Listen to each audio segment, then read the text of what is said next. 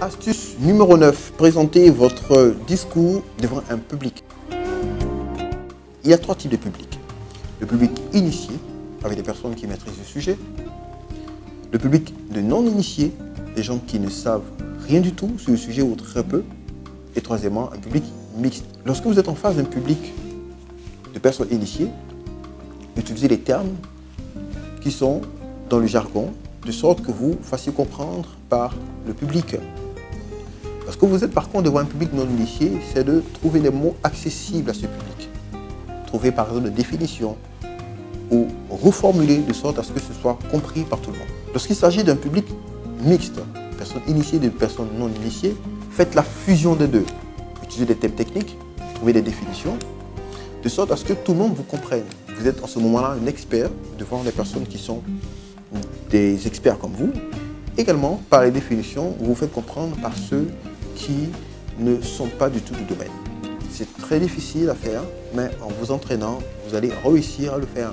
Et justement, dans le cadre de votre préparation, entraînez-vous devant des personnes initiées comme non initiées afin de vous assurer que votre message est compris par le public.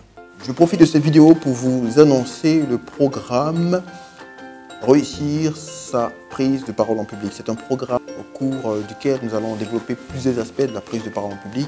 Nous allons également réussir à adapter ce programme au milieu professionnel. Vous allez découvrir des thèmes comme réussir sa présentation PowerPoint, comment monter une présentation PowerPoint, comment répondre aux questions auxquelles on n'est pas préparé, comment structurer son discours, comment améliorer son élocution, comment parler à un public en regardant dans les yeux. Donc on va travailler comment améliorer son regard.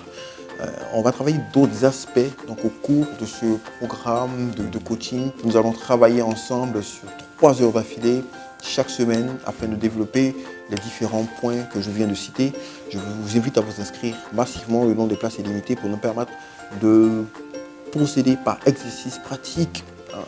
Après chaque séance, chacun aura appris beaucoup de choses pour améliorer sa communication et sa prise de parole en public. Alors n'oubliez pas, peu importe qui vous êtes ou ce que vous avez été, vous pouvez devenir ce que vous voulez. C'est une citation de Clément Stone.